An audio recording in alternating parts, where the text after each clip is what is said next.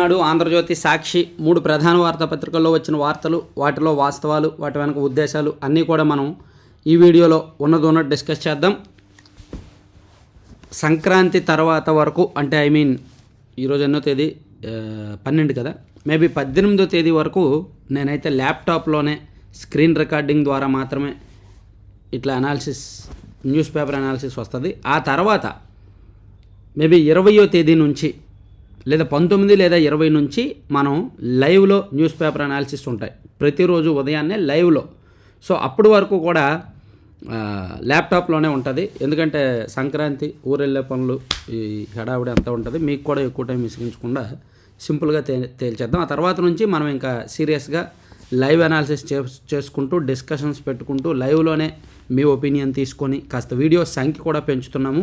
కొత్త స్టూడియో కూడా అప్పటికల్లా రెడీ అయిపోద్ది. మనకి 20వ తేదీ నుంచి కొత్త స్టూడియో కూడా రెడీ అవుద్ది, వీడియో సంఖ్య కూడా పెరుగుద్ది సో అది అప్పటి వరకు అయితే ల్యాప్టాపే. సో అప్పటి వరకు కాస్త మీ సలహాలు సూచనలు ఏమైనా ఉంటే నాకు మెయిల్ చేయండి. స్టూడియో ఎలా ఉంటే బాగుంటుంది, ఎటువంటి ఎక్విప్మెంట్స్ వాడితే బాగుంటుంది అనేది మీరు ఏమైనా సజెషన్ ఇవ్వాలంటే మెయిల్ చేయండి.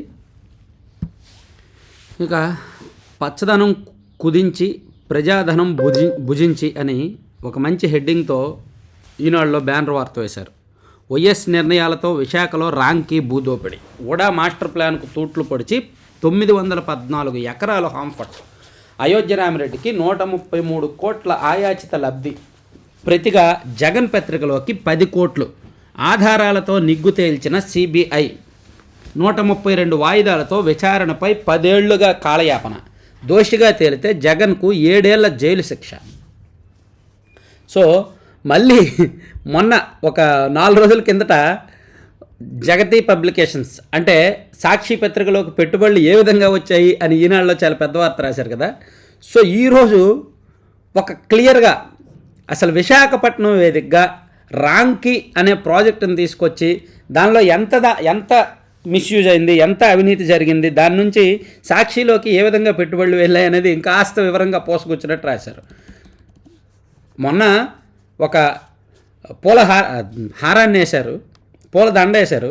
ఈరోజు అందులో ఆ దండలోంచి ఒక పువ్వు తీసుకొచ్చి ఎక్స్ప్లెయిన్ చేశారు అంతే ఈనాడు స్టైల్లో. జగతి పబ్లికేషన్స్ని A1 YS Jaganmohan Reddy, A2 Vijayasai Reddy, A3 Jagati publications private limited, A4 Ayodhya Ramireddy, A5 G Venkataramareddy, A6 Ramky pharmacity limited. అందమైన విశాఖ వేదికగా అనేక మందికి ఉపాధి కానుకగా పారిశ్రామిక వృద్ధి వీచక్గా భారీ ఫార్మాసిటీకి అనుమతులు ఇచ్చి పర్యావరణానికి హాని లేకుండా 100 ఎకరాల్లో గ్రీన్ జోన్తో పచ్చలహారం పెడితే జగన్మోక ఆ రక్షణ కవచాన్ని మింగేసింది. సృష్టించాల్సిన అడవిని కుదించి ప్రజాధనాన్ని భుజించి 1000 కోట్ల విలువైన భూమిని కొల్లగొట్టింది. ప్రతిఫలంగా జగన్ పత్రికలో పెట్టుబడులు పెట్టింది. రాంకీ పేరుతో జరిగిన ఈ అవినీతి వ్యవహారాన్ని సిబిఐ, ఈడీలు ఆధారాలతో సహా నిగ్గు తేల్చాయి.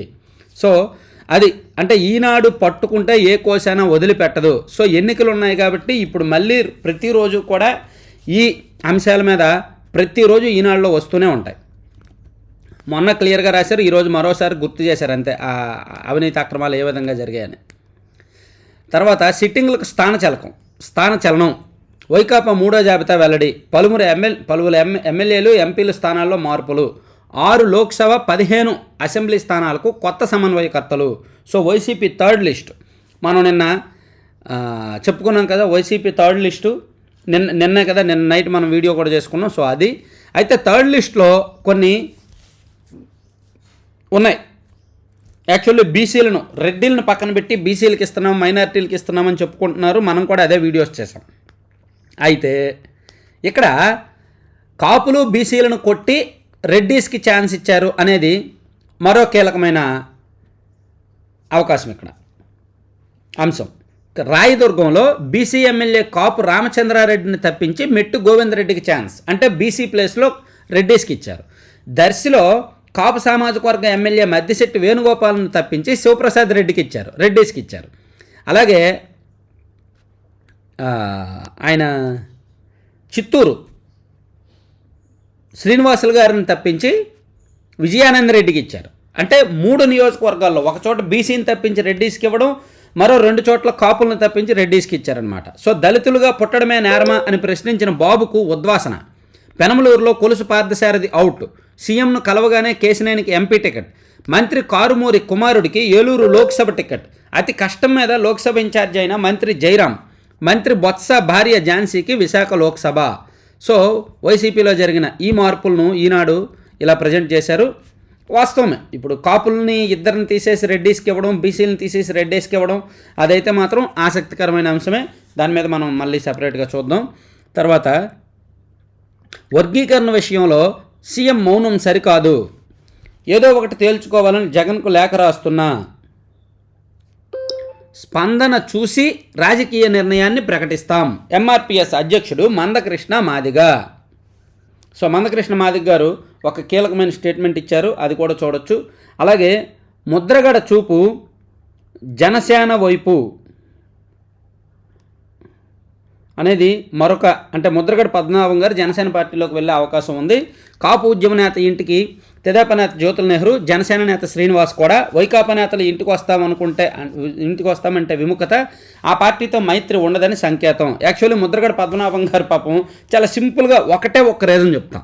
ముద్రగడ పద్మనాభం గారు వైసీపీకి వెళ్ళడానికి పాజిటివ్గానే ఉన్నారు, కాకపోతే వాళ్ళ అబ్బాయికి కానీ తనకు కానీ పిఠాపురం కానీ ప్రతిపాడు కానీ సీట్ ఆశించారు. ఆ సీట్లు వైసీపీ ఇవ్వకపోవడంతో ఆయన వైసీపీకి దూరంగా ఉన్నారు. సో ఇప్పుడు ఆ అవకాశాన్ని టీడీపీ అండ్ జనసేన వాడుకొని అతన్ని పార్టీలోకి తీసుకుంటే బాగుంటుందని భావిస్తున్నారు.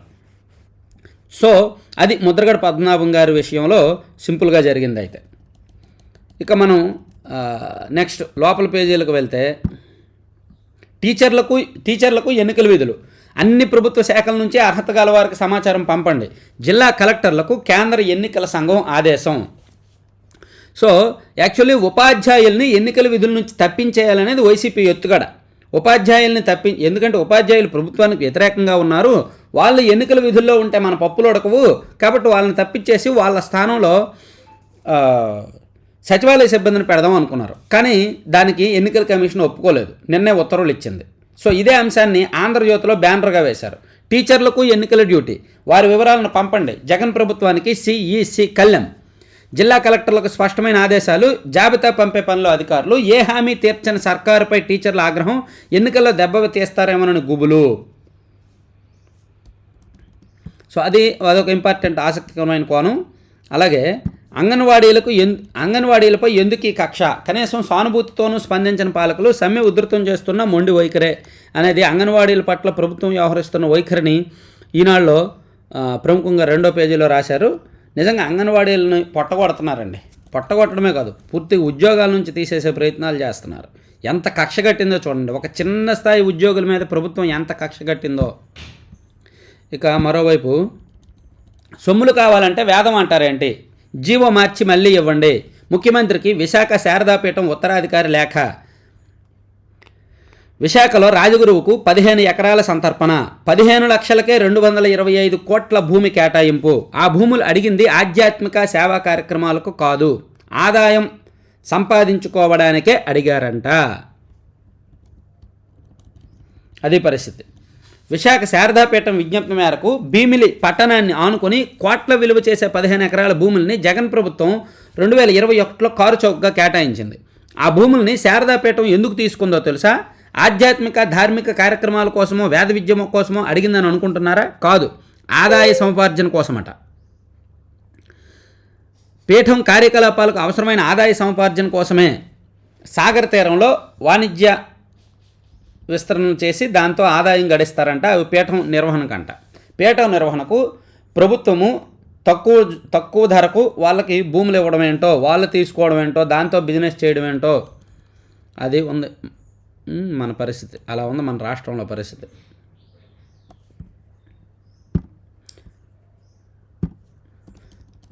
అభివృద్ధి వీచికలో అవినీతి పాచిక.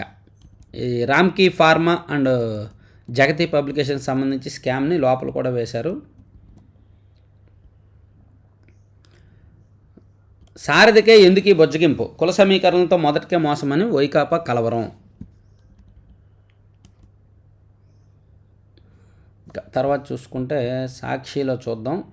సాక్షిలో మరో మహిళా విప్లవం అంటండి, మరో భజన వార్త రాశారు. జగనన్న తోడు లబ్ధిదారుల్లో 87.13% మంది నా అక్క చెల్లెమ్మలే. సీఎం జగన్ అందులో కూడా 79.14% మంది నా ఎస్సీ ఎస్టీ బీసీ మైనారిటీలే. ఈ డైలాగ్, ఈ స్క్రిప్టు, ఈ డైలాగులు మాత్రం వదలరండి. సో నిన్న జగనన్న తోడు సంక్షేమ పథకం ప్రారంభంలో భాగంగా దాన్ని సీఎం జగన్మోహన్ రెడ్డి గారు మాట్లాడిన దాన్ని బ్యానర్ వార్తలో సాక్షిలో వేశారు. భజన వార్త, ప్యూర్లీ భజన. మనకి క్లియర్గా అర్థమైపోతుంది ఇదో భజన వార్త. చిరు వ్యాపారులకు తోడుగా దేశానికే దిక్సూచిల పథకం అమలు. దేశవ్యాప్తంగా పీఎం సన్నిధితో 7% వడ్డీకి 10,220 కోట్ల రుణాలు. జగనన్న తోడు ద్వారా 16.73 లక్షల మందికి వడ్డీ లేకుండా 3,373 కోట్లంట.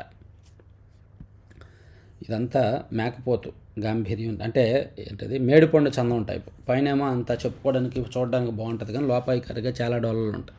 జగనన్న విద్యాకానుక ఏంటది, విద్యా దీవెన ఏదో ఉంది కదా, దాని డబ్బులో ఇప్పుడు వరకు రాలా. అవి లేక విద్యార్థులు ఇబ్బందులు పడుతున్నారు. హాల్ టికెట్లు ఇవ్వట్లా, ఎగ్జామ్స్ రాయనివ్వట్లా, సర్టిఫికేట్లు ఇవ్వట్లా. తర్వాత ప్రజాభిప్రాయము, సామాజిక న్యాయము. ఏంటి సామాజిక న్యాయం? కాపులు ఇద్దరిని తీసేసి రెడ్డిలను పెట్టడమా, బీసీని తీసేసి రెడ్డిని పెట్టడమా? ఏం సామాజిక న్యాయం ఏంటి? 15 శాసనసభ 6 లోక్సభ స్థానాలకు పార్టీ సమన్వయకర్తలు నియమించిన వైఎస్ జగన్ మూడో జాబితాను ప్రకటించిన మంత్రి బొత్స, ప్రభుత్వ సలహాదారు సజ్జల. మొత్తంగా 50 శాసనసభ 9 లోక్సభ స్థానాలకు పార్టీ సమన్వయకర్తల నియామకం. సో ఇది ఒకటి చూడొచ్చు. తర్వాత ఇంకా వద్దు మీకు దండం బాబు, సొంత జిల్లాలోనూ చంద్రబాబుకి ఎదురైతే కుప్పంలో ఓటమి ఖాయమని సర్వేల్లో తేటతెల్లం. కుప్పంలో చంద్రబాబు గారు ఓడిపోతే ఆ సర్వే ఎంత నిజమో, పులివెందుల్లో జగన్మోహన్ రెడ్డి గారు ఓడిపోవడం కూడా అంతే నిజం. నిజంగా కుప్పంలో చంద్రబాబు గారు ఓడిపోతే పులివెందుల్లో జగన్ గారు ఓడిపోయినట్టే. పులివెందుల్లో జగన్ గారు ఓడిపోతేనే కుప్పంలో చంద్రబాబు గారు ఓడిపోతారు. అది గుర్తుపెట్టుకోండి మై డియర్ సాక్షి వాళ్ళు. పొద్దుటూరులో వరదకు సీటు గోవింద, చింతమనేనికి షాకు, డబ్బుకు బాబు దాసోహం. ఉమ్మడి జిల్లాలో ధనవంతుల కోసం చంద్రబాబు వేట. వీళ్ళు చేసేవన్నీ వాళ్ళ మీద రాసేస్తున్నారు. ఇక బాదుడిలో బాద్షా, ఎడాపెడా నిలువు దోపిడీ అని ఆంధ్రజ్యోతిలో ఒక ఆసక్తికరమైన వార్తను ఒకటి రాశారు. అంటే ఎడాపెడా ధరలు పెరుగుతున్నాయి, నిత్యావసరాల ధరలు అవి పెరుగుతున్నాయి, విద్యుత్ ఛార్జీలు, అన్ని ఛార్జీలు పెరుగుతున్నాయని అదొకటి రాశారు. అలాగే Sai Prasad out, revenue special సిఎస్గా తొలగింపు, జగన్ బాధితుల జాబితాలో మరో అన్న. ప్రస్తుతం సెలవులో ఉన్న సాయి ప్రసాద్ ముగిశాక ఆ పోస్టుతో పాటు సీసీఎల్ఏగా కొనసాగుతారని తొలుత ఉత్తర్వులు. ఇప్పటిదాకా ఇంతియాజ్కు అప్పగిస్తూ 4న జీవో జారీ. వారం తిరక్క ముందే తెరపైకి జైన్, ఆయనకు రెవెన్యూ అదనపు బాధ్యతలంట. సాయి ప్రసాద్ గారికి సెలవు పెట్టారు. తర్వాత కుటుంబ కథా చిత్రం. వైసీపీ అభ్యర్థులు దొరక్క ఒకే కుటుంబంలో పలువురికి సీట్లు. భార్య మేనల్లుడికి 2, బొత్స కుటుంబానికి జాక్పాట్. భార్య మేనల్లుడికి 2 ఎంపీ సీట్లు. మంత్రి సురేష్ సోదరుడు అసెంబ్లీకి. కారుమూరు కొడుక్కి ఏలూరు లోక్సభ. 6 ఎంపీ 15 అసెంబ్లీ పేర్లతో జాబితా. పార్థసారథికి మొండిచేయి, పెనమలూరులో మంత్రి జోగి, రాయదుర్గానికి గోవిందరెడ్డి, దర్శిలో బూచేపల్లికి మళ్లీ ఛాన్సు, చిత్తూరుకు విజయానందరెడ్డి, ఎంపీ గురుమూర్తికి సత్యవేడు, మంత్రి జయరాం కర్నూలు లోక్సభకు, రాజంపేట అసెంబ్లీకి ఆకేపాటి పోటీ. రోజంతా సీఎం జగన్ కసరత్తు. సో ఇది అంటే వైసీపీలో మూడో జాబితా గురించి ఒకటి రాశారు. సో అది మనం చెప్పుకున్నాం.